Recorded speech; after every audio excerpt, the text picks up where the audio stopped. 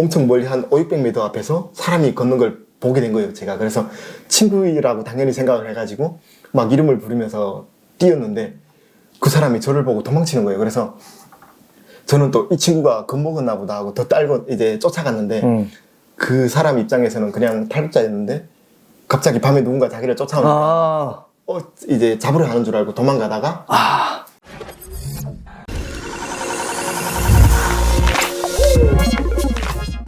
이제 그렇게 위험한 시간들이, 위험한 고비들이 있었잖아요. 네. 그럴 때 뭐 후회했다든지 뭐 이런 적은 없어요? 제일 기억에 남는 거는 그 브로커 차를 타고 제 고향 그 해산시 맞은편에 장백현이라는 곳인데 그 장백현을 차가 벗어날 때 돌아보게 됐잖아요, 사람인지라. 아, 그렇지, 그렇지. 봤는데 그냥 눈물이 좀 나더라고요. 그리고 다시 오지 않기로 결심을 한 것이지만 눈물이 났는데 제 친구가 이제 우리 독해지자 막 그런 얘기하고 돌아보지 말자 이러고 손잡길래 그냥 그래 우리 이제 아직은 갈 길이 머니까 그냥 그것만 기억에 남습니다. 그 고향 마지막 고향 풍경을 바라본 거잖아요. 다시 못 오겠구나 이 생각을 했죠. 그리고 저는 개인적으로 이제 아버지가 그렇게 탈북했다가 돌아가셨기 때문에 그게 좀 더 부담감이 컸던 것 같아요. 아버지처럼 될 수도 있겠다. 아, 그렇지, 그렇지. 탈북하면서 생각했던 거, 이제 한국에 오면은 뭘 해야 되겠다라는 생각은 했댔어요? 처음에는 이제 공부해야겠다. 그게 제일 컸습니다. 네. 공부해야 되겠다. 네. 이제 고등학교 때는 당연히 계속 전교 1등은 뭐 당연한 거였고. 전교 1등 했어요? 3, 4등도 몇 번 했었거든요. 시에서? 네. 그때 공부를 제가 진짜 잘하는 줄 알아가지고 그곳의 공부는 아시다시피 뭐 김일성이나 뭐 그 일가의 어떤 혁명의 그렇지. 이어도 이제 잘하는 거다 보니까 국영수는 당연히 후순위였고요. 그래서 공부를 하고 싶었는데 대학교에 못 갔던 어떤 그게 컸던 것 같아요. 컴플렉스처럼 느꼈던 것 같기도 하고. 제가 그래서 한화원을 나와서 바로 대한민국에서 그 대안학교에 고3에 입학을 해가지고 대학교 준비를 하게 되었습니다. 어렵게 어쨌든 이 고비 저 고비를 넘어서 뭐 친구와의 헤어짐도 있었다, 또 다시 또 만나가지고 울고, 뭐 진짜 첫 스타트부터가 탈북이 진짜 쉽지 않았던 것 같은데, 한국에 처음으로 딱 도착했을 때 어땠어요? 인상이, 첫 인상이? 한국이? 제가 이제 집 나온 지 5개월 만에 인천공항에 비행기가 내렸거든요. 내렸고 이제 뭐 많은 분들이 뭐 인천공항의 크기나 뭐 대교 건널 때랑 뭐 그런 말씀을 해주시던데 저는 그냥 살았구나라는 그 안도감이 제일 컸었고요. 그러니까 그건 안 보였다. 네. 그리고 그 뭐 국정원 직원들 선글라스 끼고 마중을 나왔었는데 그냥 멘트 한마디가 좀 기억이 남고요. 그냥 어시로 고생 많았습니다. 뭐 그 말 한마디가 좀 찡하게 이제 와닿았던 게 있고요. 바로 이제 비법으로 막 그 신체 검사 같은 거 하러 병원에 가잖아요. 그냥 그런 거 귀엽고 이제 국정원이라는 곳에 들어가는구나. 그런. 그때 첫 인상은 그래서 그랬군요. 이게 원래 사람이 이성적으로 놓고 말하면 이제 강훈 씨 이야기한 게 맞거든요. 그냥 인천공항에 도착, 이제 자유 대한민국에 왔구나, 기회의 땅에 왔구나라는 생각이 드는 거지. 언제 진짜 우물안에서 살던 사람들이 인천 그 공항을 보고 감탄을 하고 놀라고 우리 대한민국의 경제 수준이 이 정도라고 하고 그 인천 대교를 보면서 그 생각을, 솔직히 그거는 차후에 지나서 하게 되는 거지. 오자마자 그 생각 드는 거는 솔직히 저도 조금 약간 차가 좀 많긴 했다 생각이 들긴 했어요. 그렇죠. 그 이상 뭐 어떤 그런 생각들보다는 앞으로 어떤 일이 있을까에 대한 그렇죠. 그런 생각들이 드는 거지. 뭐 경제력, 우리 대한민국의 경제력의 감탄, 그거는 조금 그렇지 않다. 요 말씀 드리고 싶고요. 그렇게 도착을 해가지고 대한민국에서 이제 국정원 조사받고 하나원 나와가지고 한국에 딱 나오니까 본인이 생각하고 본인이 상상했던 대한민국이 맞았는지. 초반에 솔직히 한국 생활 1년 차까지는 괜찮았던 것 같아요. 네. 그리고 1년 좀 안 됐을 시점부터 그 어떤 현자 타임이라고 하나요? 그 현실에 대한 어떤 생각들을 하게 됐는데. 현타. 네.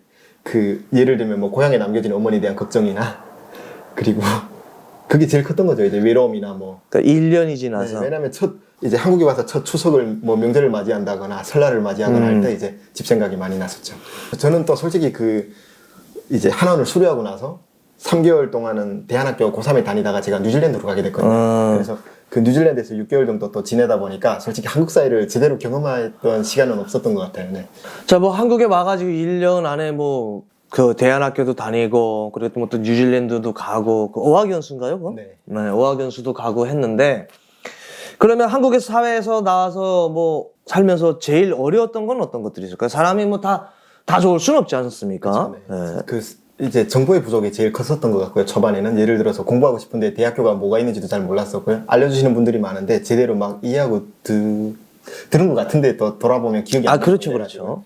그리고 뉴질랜드 갔을 때까지는 딱히 어려움을 못 느꼈어요. 첫 3개월은. 그리고 그게 제가 중국에서 기독교 도움을 받아서 오다 보니까 그 선교사님 통해서 간 거거든요. 그래서 제가 6개월 정도 뉴질랜드에 있으면서 그 선교사님과의 생각이 좀 달랐던 부분이 있었어요. 그래서 그 선교사님이 원하시는 건 제가 그곳에서 대학을 졸업하고 이제 제가 목사감이 되기를 바랬는데 목사님이 되라는 거였죠. 그리고 그렇게 해야 목사님이 되라. 네, 제가 그때 당시 성경책을 좀 잘 외웠어가지고 그럼 네. 공부를 잘했으니까 외우는 맞아요. 걸 잘했겠죠. 성령의 어떤 은혜를 받았다 막 이러시면서 그래서 그분이 제가 그런 길을 가게 되면 어머니를 구출해 오는 과정을 내가 도와주겠다 이제. 당시 저는 그 목사님한테 신뢰가 좀 있었던 게 그 아무래도 저희를 구출해 오신 분이기도 했고 또 진짜 친아버지 같은 그런 사랑을 주셨거든요. 막 몸소 요리도 해주시고 막 맨날. 그래서 믿고 기다리고 계속 다른 친구들이 다 공부 포기하고 한국으로 돌아올 때 저는 끝까지 남아 버티려 했는데 그 이제 시간이 지나면서 정착금을 뭐 저도 초반에 어머니에게 보내드리기도 했고 그 400만 원이 생각보다 작더라고요. 금액이. 네, 뭐 필수품들만 사고 뭐 옷만 사 입고 해도 다 없어지더라고요. 그래서 뉴질랜드 가서 학비 부족이나 뭐 이런 것들도 겪었고요. 제가 그리고 그 뉴질랜드에서 5, 6년을 목사님 말씀처럼 공부를 하면 그 사이에 어머니가 살아계실지에 대한 걱정이 커가지고 그래서 저는 공부를 나중에 해야겠다 이제 그렇게 생각하고 그래서 공부를 접은 네, 거구나. 목사님께 한국에 가야겠습니다. 그 제가 한국 가서 돈을 벌어서 어머니 모셔오고 난 후에 공부를 하겠습니다라고 말씀드렸잖아요. 제가 목사가 안 되겠다고 했더니 그냥 내치셨거든요. 목사 안 되겠다니까 내쳤다고요? 네, 그래서 돌아가라 해가지고 그때 당시 제가 그 뉴질랜드 6개월 기간의 생활비나 숙식비를 약속과 다르게 다 개별 부담을 했어가지고 돈이 없었어요. 목사 나갔다고 한다고? 네. 그래서 거의 정착금은 뭐 당연히 다 썼었고 뭐 기초생활수급비도 잘렸었고 그래서 돈이 없었어요 그곳에서. 그래서 이제 돌아올 때가 전화할 데가 없었는데 제가 그때 형님한테 전화를 했었죠. 카톡을 했었는지 전화를 했는지 모르겠는데 그냥 형 나 한국에 돌아가야 될 것 같아요 했더니 그래 너무 잘 됐다 그냥 공부하러 갔는데 실망 그런 것도 안 하고 그래서 근데 뭔 일 있어 해서 내가 티켓 값이 없어요 했더니 바로 86만 얼마인가 정확히 결제를 해가지고 제가 그 비행기로 왔고요. 인천공항에 비 오는 날 형님이 차 끌고 마중을 나와주셨고 맞아요. 그때 회사 생활할 때입니다 제가. 그 이전에도 제가 이제 정신적으로 좀 방황하고 힘들어할 때 뉴질랜드 가기 전에도 일주일에 한 번씩 찾아와 줬어요 진짜. 제가 음치라서 노래하는 거 되게 싫어하는데 맨날 노래방 가가지고 노래 잘하는 거 막 자랑하면서 그냥 형만 믿어라 막 이러면서 어쨌든 그런 일들이 있었던 것 같아요. 뭐 이렇게 저는 뭐 솔직히 잘 기억이 안 나는데 그렇게 다 기억을 하고 있는데 뉴질랜드에서 올 때 제가 마중 나갔던 기억은 나요. 다행이네요. 그래도 그 사실 형님은 좀 성격이 이런 말하기 좀 못한데 그 뭐라고 해야 되죠? 좀 특이? 뭐 아무튼 모난 것 같아요. 조금 그래요? 달라요. 네. 그런가 내가 다른 사람들 성격이? 동그라미면 혼자 세 모여가지고 이게 그래도 그게 가치가 있는 거니까 오히려 뭐 어쨌든 아픈 말 뭐 가끔 하고 하는데 괜찮아요. 저는 그 무조건 긍정적인 사람이 아니라서 아닌 건 아니다고 또 얘기를 하는 그런 성격이거든요. 근데 어쨌든 제가 잘 기억은 안 나지만 그런 것이 이제 강훈 씨에게 많이 도움이 됐다면은 저야 더 바랄 거 없죠. 네. 나중에 꼭 보답을 할게요. 아유 그 뭐 앞으로 정치 일꾼 할 때 저 서기를 갖다 쓰세요 좀. 자 그러면 한국에 와서 제일 놀랐던 건 어떤 것들이 있어요? 제일 처음에 놀랐던 거 그거였어요. 저희가 그 하나원에서 그 초등학교에 김장 뭐 담그기 봉사가 나갔었는데 아이들이 되게 해맑고 귀엽고 이제 그런 인상을 많이 받았고요. 실제 하나원을 나와서 느꼈던 거는 여고딩들이 담배를 많이 피운다는 거. 진짜 충격을 엄청나게. 저는 이제 보수적인이라고 하는 게 맞는지 모르겠지만 이제 유교의 어떤 문화에서 자라다 보니까 특히나 북한 사회가 그렇다 보니까 담배 피우는 여자가 없었잖아요 길거리에서. 그게 제일 큰 충격이었습니다.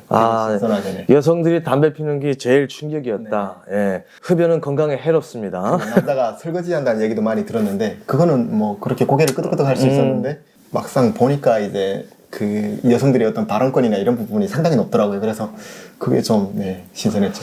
우리 대한민국에 와서 살다 보면 진짜 대한민국에서 너무 신기한 것들이 있잖아요.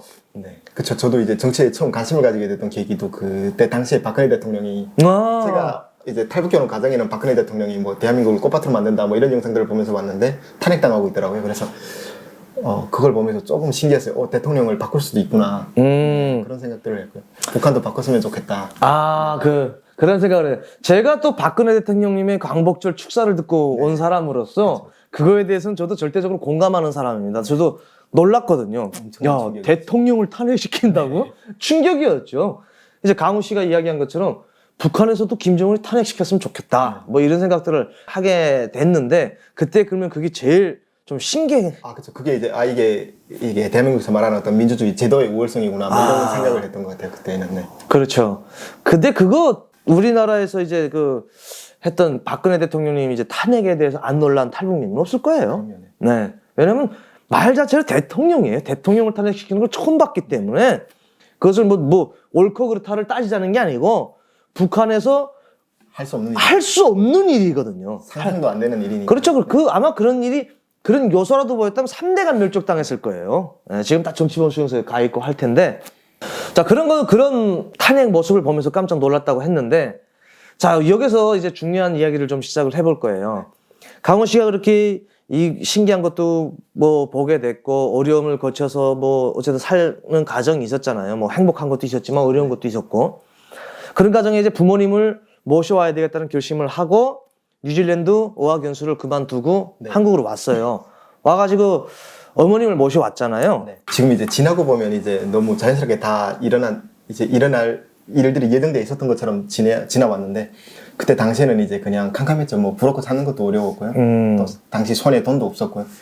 그리고 이제 어머니와 연락만 간간히 몇 달에 한 번씩 하는 정도였어가지고 처음에는 그 일을 해서 돈을 버는데 매트리스 거기서 일을 하면서 월급을 받아서 220인가 얼마 처음에 받았는데 그걸로 이제 어머니한테 몇 달에 한 번씩 돈을 보내드리고 저도 생활비하고 하면서 모으는 게 쉽지가 않더라고요. 그렇죠. 그래서 이제 그 건설 현장에서 일하는 형들 밑에 가서 또 그때 당시 일당이 13만 원인가 했는데 그렇게 해서 돈을 모으기 시작하다가 제가 전에도 말씀드린 게 있는데 그 KT에서 핸드폰 판매사를 했어요. 그렇게 해서 돈을 벌기 시작하니까 통장에 돈이 1,000만 원을 넘기기 시작하니까 이제 어머니 모셔올 수 있겠다라는 생각이 들었고 이게 정말 하늘의 뜻인지 모르겠지만 제가 핸드폰을 팔면서 그 브로커를 하는 분의 자제를 만난 거죠. 저보다 형님이었는데 그 형님이 이제 핸드폰 사러 왔다가 우연히 대화가 잘 통했고 서로 세터민이다 보니까 이제 말투만 듣고도 서로 알아보고 얘기하다가 좀 친하게 지내고 또 술 한잔하고 하면서 그 형이 제 어머니가 고향에 있는 거 알게 되고 제가 또 모셔오고 싶다 얘기를 했더니 형이 아는 이제 브로커들이 있으니까 도와줄게 해서 이제 브로커를 찾게 된 거죠.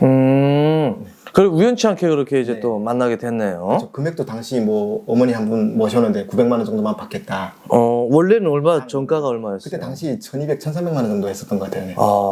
그래도 그때는 많이 쌌네. 그게 강 넘기는 비용이었고요. 이제 거기서 중국에서 또 동남아나 뭐 이런 데 돌아오는 비용을 뭐 400만 원이나 500만 원. 또 그건 강 넘기는 비용이 또 그렇고 또 오는 비용이 그쵸, 또 다르고. 네. 아이고. 그거 위에 어머니가 써야 되는 돈도 또 있어야 되는 거고. 또 저는 어머니가 또 재혼을 하셔가지고 그때 당시 북한에서 또 그 어머니가 재혼하셨는데 그 새아버지를 두고 올 수 없잖아요. 그렇죠. 두 분이다 보니까 금액이 3천만 원을 훨씬 그렇지. 더블로 되니까. 그리고 이제 이야기했던 것처럼 우리 탈북민 분들도 그렇지만 이제 새로 오시는 탈북민 분들도 이 영상을 보시면은 그렇게 대한민국이 또 그렇게 만만한 나라가 아니에요. 네. 되게 쉽게 생각하시는 분들도 있는데 여기 오면 더 그냥 왕창왕창 볼 것처럼 생각하시는 분들인데 어떤 그 전 세계의 어떤 나라도 똑같습니다. 노력이 없이는 공짜가 없는 게. 자기의 노력이 없이는 성공의 여지가 있을 수가 없어요. 근데 사실 저도 이제 하나원 뭐 탈북 결혼 과정에서도 그랬고 하나원에서 지낼 때까지만 해도 사회 나가면 그냥 내 인생 앞으로 꽃길이고 그러게 뭐 길에서 돈 줍는 줄 알았어요. 맞아요. 그게 약간의 지금 착각을 하고 있는 게 하도 미디어만 많이 보다가 와가지고 실제 어떤 분은 그렇다잖아요. 자기 학교 갈 때 헬기 타고 가는 줄 알았다잖아요. 자유를 찾아왔으니까 대가가 있는데 책임이 따르는데 그렇죠. 인지를 못했죠. 그때. 그건 공산주의 사회주의 시스템에서 살던 분들이 아직 좀 그래서 그런데 좀 살다 보면은 그렇게 이렇게 체험하고 느껴보면은 만만하지 않구나 하고 아마 생각할 겁니다. 그러면 그 어머니를 이제 모셔갔다는 계획을 하고 그 실행을 했잖아요. 네. 그 과정에서 제가 알고 있기로는 조금 안 좋은 일이 있었던 걸로 알고 있거든요. 네. AK 소총 들고 이제 올라오라고 하니까 이제 올라가죠. 이제 큰일 났다. 총 들이대는데 뛰진 못하겠더라고요. 다시 좀. 그렇죠. 거기 진짜 이 기회를 봐서 어떻게 해야겠다고 이제 올라가가지고 무릎 꿇고 앉으라길래 안고 손들라 해서 들고 배낭 벗으라 벗고 이제 이제 손 들고 있으라고 해서 이제 만세하고 있는데 얘가 짐을 여는데 제가 그 여권을 비닐에 싸서 양말에 넣어서 그냥 배낭 안에 넣은 거예요. 제일 대한민국 여권을. 네, 밑에. 와.